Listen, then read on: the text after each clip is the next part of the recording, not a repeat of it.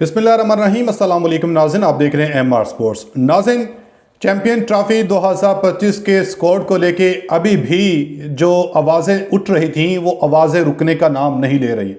ऐसा हरगिज़ नहीं है कि साउथ अफ्रीका को हराने के बाद पाकिस्तान की जनब से, पाकिस्तान की सिलेक्शन कमेटी की जनब से जो स्क्वाड चैंपियन ट्रॉफी के लिए स्क्वाड का ऐलान किया गया था, इस स्क्वाड के ऊपर अवाम इत्मीनान का इजहार कर दे। अवाम अभी भी इत्मीनान का इजहार नहीं कर रही है, क्योंकि इस स्क्वाड के अंदर जो पर्चियां आपकी जन्म से रखी गई थी उन पर्चियों को जो है वो छुपा के रखा गया है। उन पर्चियों को एक्सपोज नहीं होने दिया जा रहा। अगर आप इतने ही परफॉर्मेंस के जरिए इन लोगों को आपने सेलेक्ट किया है इस स्क्वाड के अंदर, तो ट्राई सीरीज नेशन में ट्राई सीरीज के अंदर इनको क्यों नहीं खिलाया गया? अवाम बार बार आपसे यही सवाल कर रही है। जो मोहम्मद रिजवान की जन्म से या सलमान अली आगा की जन्म से परफॉर्मेंस दी गई है, ज़बरदस्त परफॉर्मेंस दी गई है, अवाम इससे खुश है। पाकिस्तान को फाइनल में पहुंचाया है इन दोनों खिलाड़ियों ने, तो इसका ये मतलब नहीं है कि पाकिस्तान फाइनल में पहुंच चुका है। आज न्यूजीलैंड के साथ पाकिस्तान का फाइनल भी होगा। पाकिस्तान और न्यूजीलैंड के खिलाफ अगर फाइनल में पाकिस्तान जीत भी जाती है तो इसका ये मतलब नहीं होगा कि पाकिस्तान के स्क्वाड के अंदर जो पर्चियां शामिल की गई हैं उन पर्चियों को अवाम भुला देगी। अवाम हरगिज़ नहीं भुलाएगी। अवाम बार बार आपसे यही सवाल करती रहेगी। आज की इस वीडियो में डिटेल से बताऊंगा कि वो पर्चियां कौन है, किसके कहने के ऊपर फ़हीम अशरफ को ट्राई नेशन सीरीज में नहीं खिलाया गया। इस हवाले से सीनियर खिलाड़ी, साबिक जो क्रिकेटर्स हैं, वो क्या दावा कर रहे हैं, आपके साथ ये तमाम खबरें शेयर करूंगा।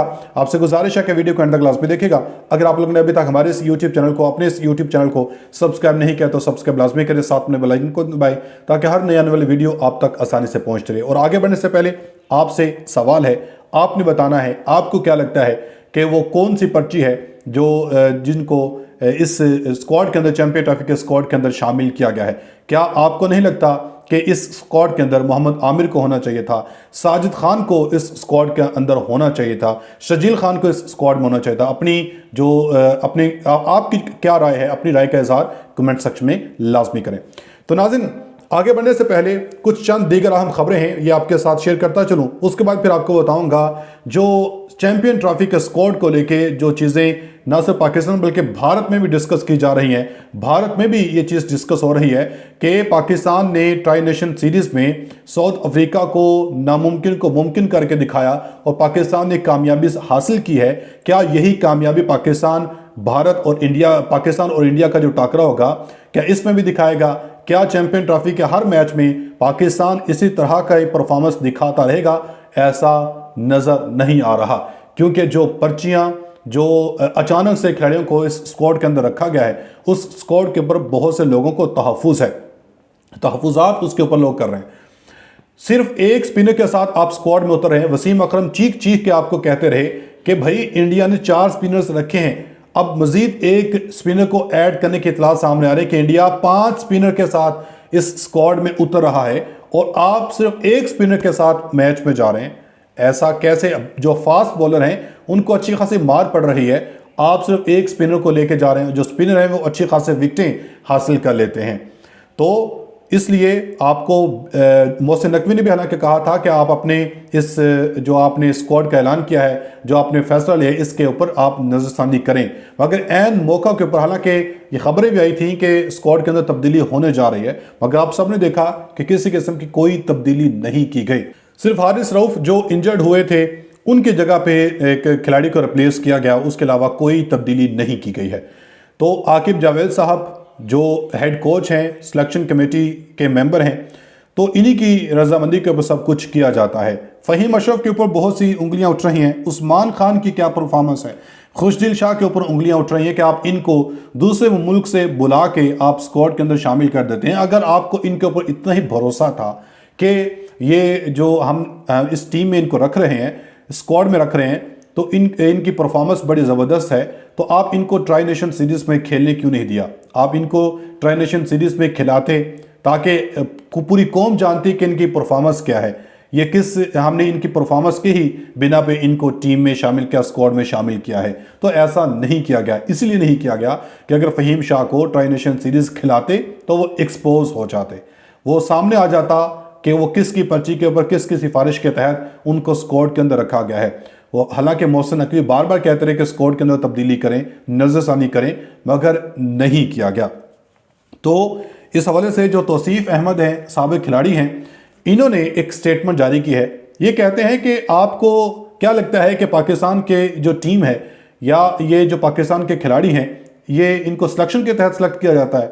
हरगिज़ नहीं। इन्होंने कहा भाई पाकिस्तान में पर्चियां चलती हैं, पर्चियों के जरिए खिलाड़ियों को सिलेक्ट किया जाता है। ऐसा हरगिज़ नहीं कि किसी की परफॉर्मेंस को देखते हुए उसको टीम में शामिल कर लिया जाता है।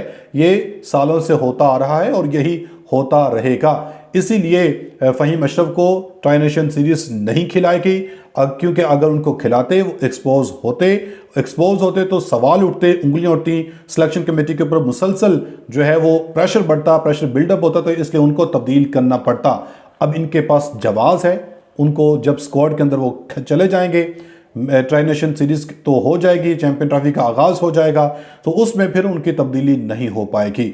मगर अगर जो फ़हीम अशरफ हैं या जो उस्मान खान हैं, खुशदिल शाह हैं, इनकी परफॉर्मेंस स्क्वाड के अंदर अच्छी ना रही तो फिर आवाम आपको नहीं छोड़ेगी, आवाम की उंगलियां फिर भी आपके ऊपर उठती रहेंगी।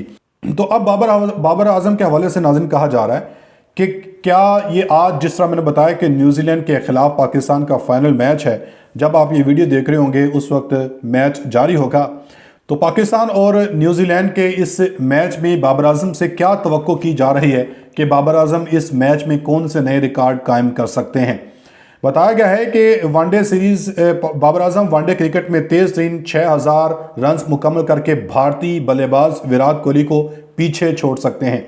इस फहरिस्त में पहले नंबर पर जनूबी अफ्रीका के हाशिम आमला मौजूद हैं, जिन्होंने सिर्फ 123 इनिंग्स में ये संग मील अबूर किया था, जबकि दूसरे नंबर पर विराट कोहली हैं, जिन्होंने 136 इनिंग्स में ये कारनामा सर अंजाम दिया। और बाबर आजम ने 122 इनिंग्स में 55.98 की एवरेज से 5990 रन बना रखे हैं और तेज़ तरीन 6000 रन बनाने वालों की फहरिस्त में इन्हें हाशिम आमला का रिकॉर्ड बराबर करने के लिए 10 रन दरकार हैं। तो आज बाबर आजम ये रिकॉर्ड भी जो है अपना तोड़ देंगे। और दूसरी तरफ आईसीसी की जानब से शाहीन अफरीदी, सऊद शकील और कामरान गुलाम पर जुर्माना आयद कर दिया गया है।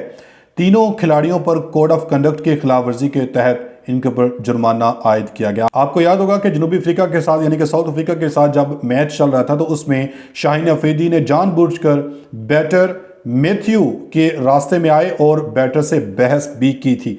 और इसी तरह सऊद शकील और कामरान गुलाम ने भी टेम्बा बाउमा के आउट होने के बाद उनके करीब जाकर गैर मुनासिब अंदाज अपनाया। तीनों क्रिकेटर्स को एक एक डी मेरिट पॉइंट भी कर दिया गया है। ये आईसीसी की जानब से इनको सख्त तरीन सज़ा दी गई है। अपना बहुत सारा ख्याल रखिएगा, मिलेगा अगली वीडियो में, तब तक के लिए अल्लाह हाफिज़।